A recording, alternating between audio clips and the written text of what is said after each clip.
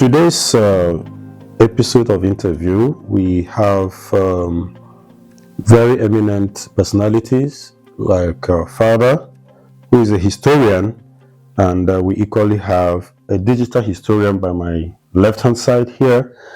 We are going to have a sound discussion with them to give us the background and history of things that happened in Eggon Land. We're going to start with you. May we meet you, sir? Thank you. Christoper Allu is the name. The General Secretary. It's nice meeting you. Thank you very much, sir. Egda General Secretary. So we have the real custodians. Should I use the word custodians or promoter of Eggon culture? Egda means Eggon Cultural Development Association. The current secretary. Yes. Nice meeting you, sir. Baba, may we meet you, sir? Okay. Your full name? Okay. My name is Christoper Agbuton Envuladu II. Christoper Agbuton Envuladu II. Okay, sir.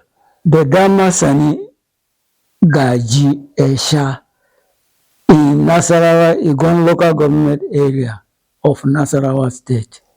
Okay, sir. Tell us a little about yourself. Myself, I was born to the family of Aren Engla. Our eminent brother, who is here, the Egda secretary, is nice having you. Tell us more about yourself, your educational background. Yeah, I hail from Wata, a village that is known for eating frog. Wow, toad or frog. Once you mention Wata, associate you with the frogs. Eating of frogs. Okay, this one that jumps. Okay, yes. Okay. I had my primary school in LGA, primary school Wata. I went to G Government Secondary School, Kagu, and then from there I moved to Government Technical College, Asaki, for my senior secondary school, where the first set of SS in Plateau. Okay. From there I moved to University of Jos to read geography as first degree. I moved to APU Zaria to study postgraduate diploma in education.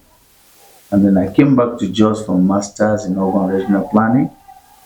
But over time, there was a shift in my own writing. So my writings became more of history. And so I was prompted to go back to study history at degree level. Wow. And so by the grace of God, I studied history, graduated in 2021, and by the grace of God with a first class. Wow. So I want to thank God.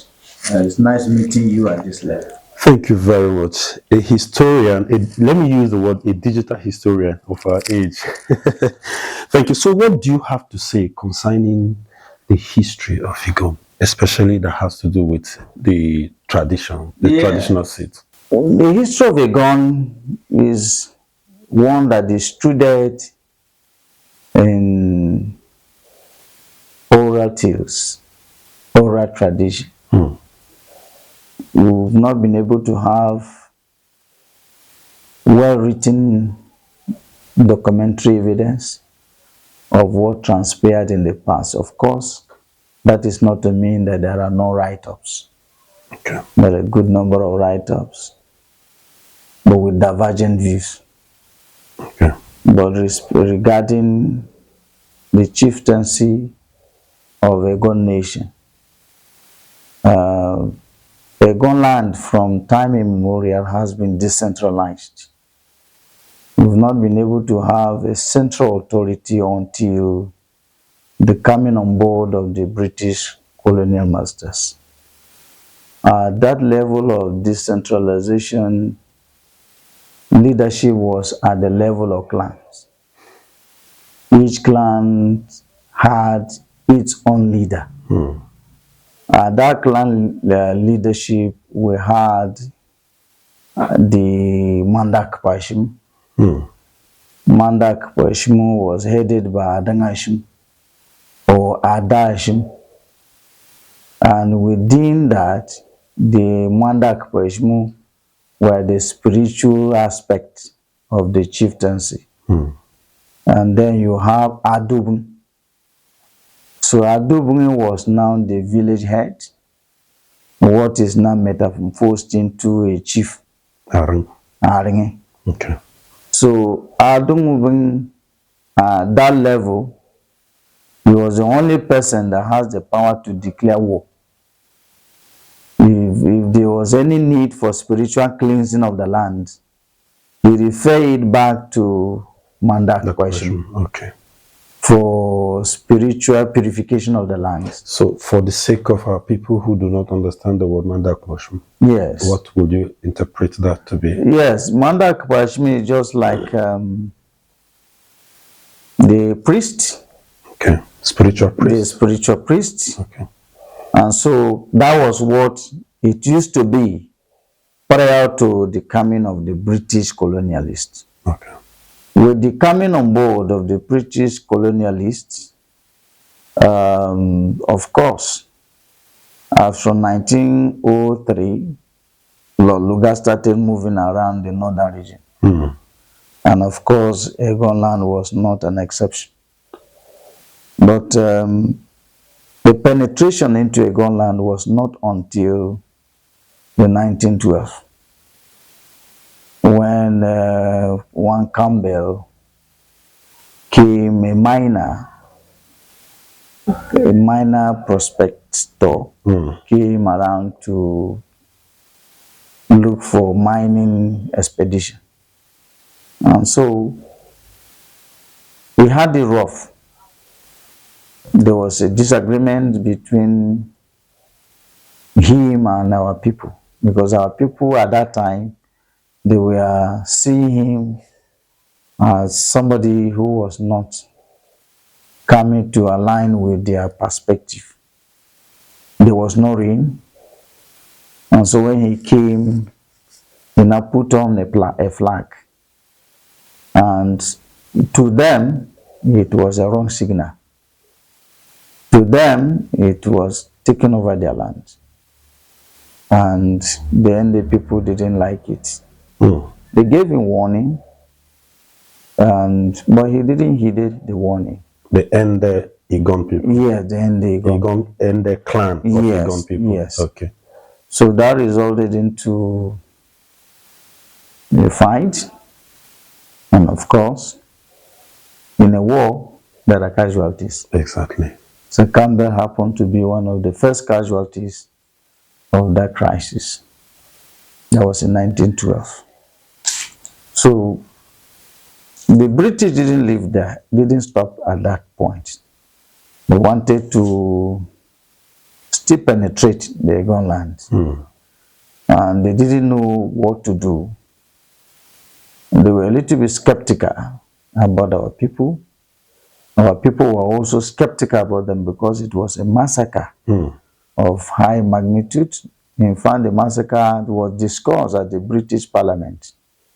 The United Kingdom. Yes, they were not happy because the reaction that followed the action was disproportionate, because there's always a proportional reaction to an action. Exactly. But in this context, the attacks were beyond the action, because reinforcement from Lokoja, the West African Frontier Force, were recruited from Wamba, from Kano, from Lokoja. And for the first time, there was a mountain, what we call the machine gun, mountainous gun, machine gun. Okay. And into so, the caves. Into the caves. And so it was a great massacre. And from there, they now felt, what do they do? Because indirect war has started in the northern region of the country. Okay. So they wanted to now see how they can use somebody to reach out to Eggon people Meanwhile, the Eggon already have their traditional setup, their chieftaincy sector that is ongoing at clan levels. So even before I continue, let me correct some of the wrong notions about the Eggon people.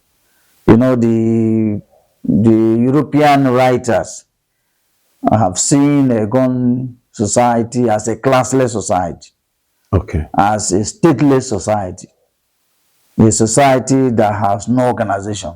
That is completely untrue, completely erroneous. That is never a representation of a Eggon nation.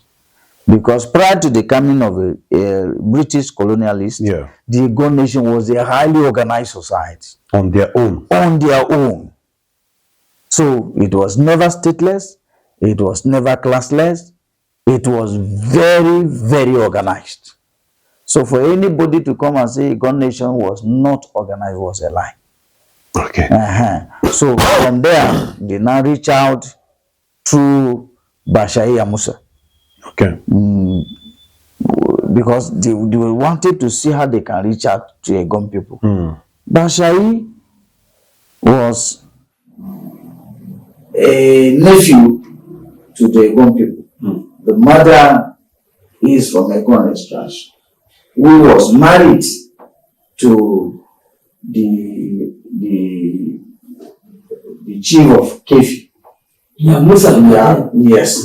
Then. No, Baba, we're coming to you. So, when from there, they now felt they can now reach out to the Eggon nation through him. It was not possible. Yes, he came, he served for some time, but in 1921, he started having problems. Finally, in 1922, he was removed. So, from there, no, he was appointed officially in 1922 because they started thinking, because the war took place and ended 1917 to 1918. Daddy, we realized that you wrote a book. Yes. And I did. And the book is titled, you wrote The Jordan, and then The Jukun Man of Stone Age. Yes. And is a contemporary Eggon man or so. Yeah. What is it all about, this book? Well, what is all about that book is the history is saying it is describing Eggon from where Eggon people came. Okay, thank you, sir. May we move straight to our digital historian to give us his own perspective about it. He has traced Eggon people to Jukun origin. To the best of my knowledge, that is not correct. Yes, our migration must have been together. Okay, the Eggon people migrated together with the Jukun people. Yes. Okay.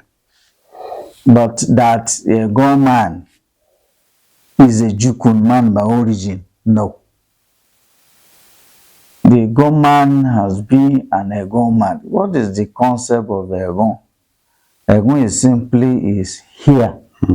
Eggon. So, like the mother he was talking about, there is this flute our people were fond of blowing. Mother. And so it is mother. So when they saw our people blowing it, the name, the house as migrants, name was after that flute. But over time, the Eggon people say, no, we need to maintain our origin. We need to maintain our identity. And so the Eggon man and the Jukun man have certain things in common, but certainly not of the same origin. And that was why I was trying to trace trying to trace the chieftaincy origin. From Bashai, it moved to Idebe, and then from Idebe went to Allu. Allu ruled for quite a long time, from 1927 down to 1942. From that 42 to 1952, it was a period of no centralized chief. So it was again decentralized into various major clans of Anzo, Eholo, and Eggon. And the Eholo clan, Allu was the village head. And Anzo clan, Kwabla was there. At Eggon, Allu was there. Then in 1953, the British felt they needed to bring these people again back together. And Abdoulaye Ide was then the treasurer that was working with the British authority in Wamba. And so, of course, he contested alongside others. But there was no proper election. It was mere appointment. Okay. He was favored by the British colonial masters, so he was picked as the centralized Eggon chief. From there, he ruled till 1981. Areŋ Engla then took over, which is led by Langbazu. He contested alongside people like late Adamu Musa, even Allu, but he defeated them. He got 8. Adamu Musa got 7. And so he ruled till... The kingmakers were 22 at that time? Yes, they were 22 at that time, okay. Of course. And that has... the 22 were done in such a way to favor certain interest groups, because there were more than 22 gazetted village areas as at that time. Clanage? Or... Yes. Okay. Not just clanage, villages. Okay. I mentioned 2 that I know. Okay. You see, Ikpon is both a clan and a village. The same time that they were gazetted was when Wana and Wono, for instance, were gazetted. Yes. Aripa, Lambga. So, but at the time of getting this, because if you look at Wana and what is called Amabashingata is just a hill that separated the villages within Amabashingata from Wana. Okay. Within Amabashingata, we had 4 subclans there. Wata, Wono, Wunyu. Okay. During the hard labor of the railway construction, each time the colonial masters requested for laborers, the Wana man will only produce 1 person. Just one? Just one. Then the Kpon will produce 1, Wono will produce 1, Wata will produce 1. Wunyu was an attachment. I will tell you something about Wunyu, why they were not gathered in one place. I'll tell you briefly. Okay. So, when the colonial masters wanted to reward them, they now gave them individual chiefs. And so, Ekpon had 1, Wata had 1, Wono had 1, Wana had 1. Oh. So, in the process in 1981, when they wanted to get the Paramount, yes, they felt getting 3 from these ones was not going to be favorable to certain persons. So they dropped it. That's why Ekpon and Wata, for instance, are not kingmakers. But originally they are supposed to be. Because late Lamatanda of blessed memory, Aren Wata, used to attend the meeting until the election. Then they were removed. So what we are saying is this. So they were originally more than 22. The original, of course, if you go into detail now, if you want to bring out the real class, the one that are supposed to elect, they are more than 22. And so I'm using this opportunity to even call for a review of that, of the kingmakers that select His Royal Highness the Aren Eggon. Today, by the grace of God, Honorable Justice Ahmed Obangare Alako the first, Yes. retired, is now the Aren Eggon. So if you look at the history of the rulership of Eggon, Baba was talking about having a first class chief in Eggon Land in 1900. 1901. Oh, 1901. Yeah. We don't have that record in the history parlance of the Eggon nation. The first class chief in Eggon Land was late Bala Benangbazu, and he was given No, that let's hold first on. class. He was given that first class in 1982 by late Solomon Lal, the governor of the Plateau State then. Now, he is second to the Emir of Lafia, who got his own first class in 1981. And the next person who got the third class, first class again, was the Emir of Kefi, who got his own in 1983. Okay. And that of Nasarawa in 1984. So if you are talking of first class chief within this territory, Nasarawa State, or even at the middle belt, what is now called Nasarawa State, that has been the history of the first class chieftaincy that took place. The Anthem of Doma got his own in 1992.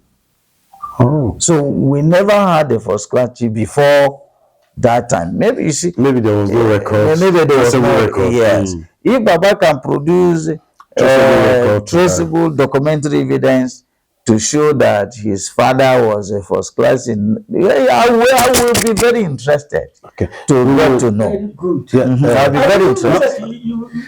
Coming with this. No, Daddy, hold on. The essence of this is for us to have discoveries. Are you getting me, Daddy? It's for us to have discoveries. It's possible you have informations that we don't have. So hold on. Let's listen to him. So let's come back to you. So coming to the Jukun origin, Eggon has been Eggon from time immemorial. You see, there are different school of thought who believe that. Some people don't even believe that Eggon migrated from anywhere.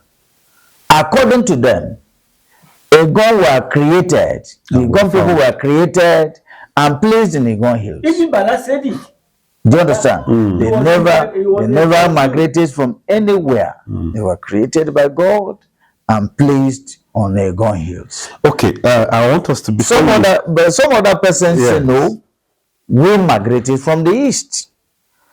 And where is the east? Some say this east they are referring to is Yemen. Some say it is Israel. But looking at joining religion to history has never helped. History is so distinct from religion. Absolutely. So we don't want to delve into that kind of religious explanation of our migration. But certainly, Eggon people were part of the movement. Okay. Yes. Let's come back to the present Aren Eggon. Yes.